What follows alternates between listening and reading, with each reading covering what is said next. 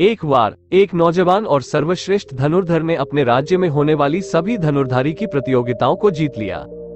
राजा के द्वारा उसे उस राज्य का सर्वश्रेष्ठ धनुर्धारी घोषित कर दिया गया और उसे बहुत से पुरस्कारों से भी सम्मानित किया गया। एक दिन उसने निश्चय किया कि वह आसपास के और राज्यों में भी जाएगा और वहां की सर्वश्रेष्ठ धनुर्धारियों को हराकर इस दुनिया का सबसे बड़ा सर्वश्रेष्ठ धनुर्धारी बनेगा। उसने अपनी यात्रा शुरू की। वो आसपास के राज्यों में जाता और वहां के राजाओं से कहकर तीरंदाजी की प्रतियोगिता करवाता और उस राज्य के सर्वश्रेष्ठ धनुर्धारियों को प्रतियोगिता में हरा देता। फिर वो सभी के सामने अपने शब्दों से उस हारने वाले व्यक्ति का मजाक बनाता और उसे सबके सामने अपमानित करता। उसकी यह विजय यात्रा काफी समय तक चलती रही। उसने कई राज्यों के धनुर्धारियों को तीरंदाजी की प्रतियोगिता में हरा दिया था। उसकी ना रुकने वाली जीत ने उसे भयंकर अहंकार और असीमित आत्मविश्वास से भर दिया था। फिर एक बार अपनी यात्रा के दौरान वो एक नगर में ठहरा। यहाँ उसे किसी ने एक जैन मास्टर से प्रतियोगिता करने की चुनौती दी। सुबह सुबह ही वो पहाड़ियों के बीच स्थित जैन मास्टर के आश्रम में पहुंच गया, जो कि बहुत बूढ़े हो चुके थे और अपने आश्रम में बच्चों को जैन परंपरा और तीरंदाजी की शिक्षा दिया करते थे। जैन आश्रम से बहुत से अच्छे और कुशल धनुर्धारी तीरंदाजी सीखकर निकल चुके थे। जैन मास्टर भी अपनी निशानेबाजी के लिए आसपास के क्षेत्र में काफी प्रसिद्ध थे, लेकिन उन्होंने कभी भी सार्वजनिक तरीके से अपनी धनुर्विद्या का प्रदर्शन नहीं किया था और न ही कभी किसी प्रतियोगिता में भाग लिया था। आश्रम के दरवाजे पर खड़े होकर उस जवान तीरंदाज ने अपनी गरजती हुई आवाज में चिल्लाकर कहा, मास्टर, अगर तुम खुद को इतना ही बड़ा धनुर्धारी समझते हो तो मुझसे मुकाबला करो और मुझे हराकर दिखाओ। उसकी भयंकर आवाज सुनकर आश्रम के सारे शिष्य वहां इकट्ठा हो गई। कुछ देर बाद जैन मास्टर भी वहां आ गए। उस जवान धनुर्धारी ने जैन मास्टर को देखते ही अपना तीर निकाला और दूर पेड़ पर बने निशान को लक्ष्य बनाते हुए उसकी तरफ तीर छोड़ दिया। तीर सीधा जाकर अपने लक्ष्य पर लगा। फिर उसने दूसरा तीर चलाया और अपने पहले तीर को चीरते हुए उसके 2 टुकड़े कर दिए। फिर उसने घमंड भरे स्वर में कहा, मास्टर, क्या तुम भी ऐसा कर सकते हो? जैन मास्टर ये सब कुछ बड़ी शांति से देख रहे थे। उन्होंने कुछ भी नहीं कहा, बस अपने हाथों के इशारे से उसे पीछे आने को कहा। वो जवान धनुर्धारी भी उत्सुकतावश उनके पीछे पीछे चल पड़ा। वे एक पहाड़ में ऊपर चढ़ रहे थे। चलते चलते वे पहाड़ के शिखर तक पहुंच गए।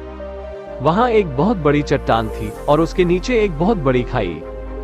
उस चट्टान के आखिर में एक छोटा सा पत्थर निकला हुआ था, जिस पर केवल एक ही पैर रखने की जगह थी और नीचे भयंकर खाई। जैन मास्टर ने बड़ी ही सफलता से उस छोटे से पत्थर पर अपना एक पैर रखा और उसी एक पैर के सहारे दूर दिख रहे पेड़ के तने पर तीर चलाया। तीर जाकर तने में घुस गया। फिर उन्होंने दूसरा तीर चलाया, जिसने पहले तीर के 2 टुकड़े कर दिए। फिर जैन मास्टर्स बड़ी चट्टान पर वापस आ गए और कहा, बेटे, अब तुम्हारी बारी है। उस नौजवान धनुर्धारी को इतनी गहरी खाई के ऊपर एक छोटे से पत्थर पर एक पैर पर खड़े होकर तीर चलाने में डर लग रहा था। वो किसी तरीके से डरता हुआ चट्टान के किनारे वाले पत्थर पर पहुंचा और तीर निकालकर उसी पेड़ पर निशाना लगाने लगा। लेकिन उसका पूरा ध्यान तो उस खाई पर था कि कहीं मैं खाई में ना गिर जाऊं। उसने तीर चलाया, लेकिन तीर अपने लक्ष्य से बहुत दूर जाकर एक पत्थर से टकरा गया। वे जवान धनुर्धारी घबराकर जल्दी से बड़ी चट्टान पर वापस आ गया। अपनी इतनी भयंकर हार से उसका सर शर्म से नीचे झुक चुका था। यह देख जैन मास्टर ने कहा, पुत्र, तुमने तीर कमान पर तो नियंत्रण हासिल कर लिया, लेकिन तुम्हारा उस मन पर अभी भी नियंत्रण नहीं है जो किसी भी परिस्थिति में लक्ष्य को भेदने के लिए आवश्यक है। पुत्र, इस बात को हमेशा ध्यान में रखो कि जब तक मनुष्य के अंदर सीखने की जिज्ञासा है, तब तक उसके ज्ञान में वृद्धि होती रहती है, लेकिन जब उसके अंदर सर्वश्रेष्ठ होने का अहंकार आ जाता है, तभी से उसका पतन प्रारंभ हो जाता है। तुमने बिना पूरी दुनिया देखे ही खुद को विश्व का सबसे सर्वश्रेष्ठ धनुर्धारी मान लिया, जबकि सच्चाई तो यह है कि इस दुनिया में कोई भी सर्वश्रेष्ठ हो ही नहीं सकता। जो एक परिस्थिति में खुद को सर्वश्रेष्ठ धनुर्धर मानता है, हो सकता है कि परिस्थिति बदलते ही कोई दूसरा उसे पछाड़ दे। इसीलिए सर्वश्रेष्ठ होने का घमंड मन से हटा दो और नई चीजें सीखने के लिए हमेशा अपने मन को खुला और जागरूक रखो। वो जवान धनुर्धर मास्टर की बात समझ चुका था। उसे ज्ञात हो गया कि उसकी धनुर्विद्या का ज्ञान अनुकूल परिस्थितियों में ही कारगर है और अभी तो उसे बहुत कुछ सीखना बाकी है। उसने तुरंत ही अपने अहंकार के लिए मास्टर से क्षमा मांगी और हमेशा एक शिष्य की तरह सीखने और अपने ज्ञान पर घमंड न करने का वचन लिया। दोस्तों, इस कहानी से हम 3 बातें सीख सकते हैं। पहली, कि हमें कभी भी अपनी किसी भी कला या फिर काबिलियत पर घमंड नहीं करना चाहिए, क्योंकि कोई ना कोई ऐसा जरूर होगा जो उस काम में हमसे अच्छा होगा। जब एक घमंडी व्यक्ति हारता है, उसे भयंकर अपमान का सामना करना पड़ता है, वो हंसी का पात्र बनकर रह जाता है। अपने आप पर विश्वास और घमंड, इन दोनों में बहुत ही पतली सी लाइन होती है।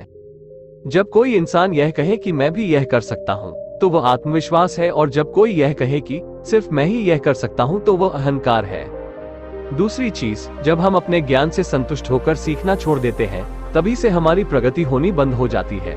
इसीलिए खुद को समय के साथ बदलते रहो और नई चीजें सीखते रहो। तीसरी और सबसे महत्वपूर्ण बात यह है कि अगर कोई अंदर से शांत और स्थिर है, तो वह असंभव दिखने वाले काम को भी बड़ी आसानी से कर सकता है। तो दोस्तों, आप भी अपने मन को शांत और स्थिर बनाएं, ताकि कोई भी काम आपको मुश्किल ना लगे।